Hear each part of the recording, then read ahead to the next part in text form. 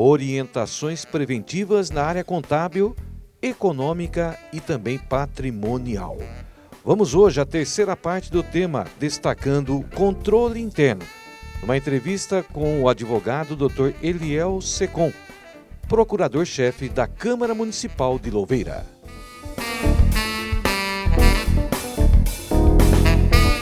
Sem dúvida nenhuma, não só o controle interno. Hoje é inconcebível nós pensarmos em administração pública sem falar em tecnologia. O próprio Tribunal de Contas lança suas plataformas da UDESP e nós precisamos, de tempos em tempos, atualizar a plataforma, lançar as informações e algumas delas até full time. Então não tem como afastar a atuação do controle interno da tecnologia. Tá? E curiosamente, com relação à tecnologia, eu vou fazer apenas uma observação que os profissionais de direito vão entender daquilo que eu estou dizendo.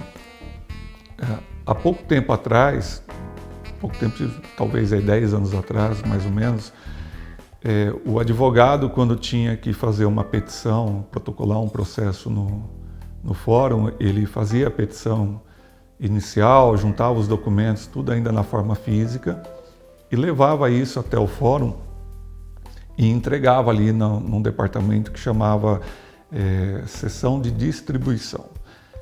E a gente não era incomum, a gente em grandes cidades, em grandes fóruns, um setor de distribuição era um cartório com 20, 30 funcionários que recebiam aquelas petições, faziam os protocolos, e era ali o distribuidor que pegava a qualificação do autor, a qualificação do réu, lançava num sistema próprio do Tribunal de Justiça, o tipo de ação, o tipo de procedimento, o valor da causa, enfim, todas as informações que precisa constar num processo, era o funcionário específico do fórum que fazia.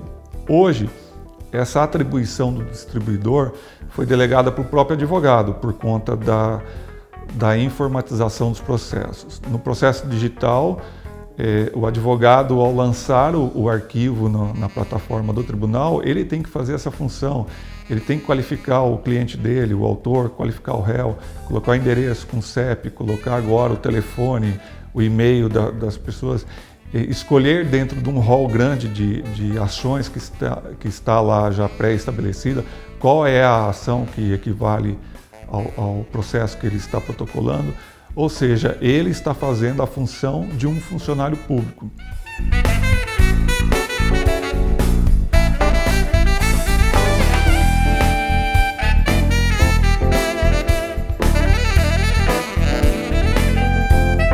O que nós víamos no passado? Quando tinha fiscalização do Tribunal de Contas em loco, vinha o auditor, permanecia 2, 3, dependendo do tamanho da cidade, até uma semana ou mais, e ele se debruçava sobre os livros contábeis, se debruçava sobre os processos de licitação, as pastas.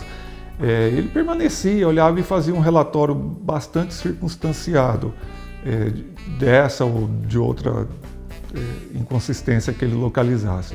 Hoje, por conta daqueles relatórios quadrimestrais que eu já mencionei antes, nós vemos que o auditor do tribunal já chega com esse relatório embaixo dos braços e ele fiscaliza basicamente em cima desse relatório.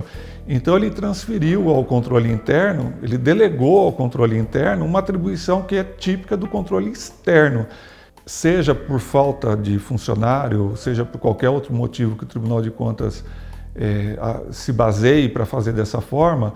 O que nós vemos é que ele precisaria realmente, o Estado precisaria prover melhor os seus cargos, suas funções e não delegar essa atribuição para outros entes da federação. O controle interno existe, ele é importante, é obrigatório e ele faz a parte dele.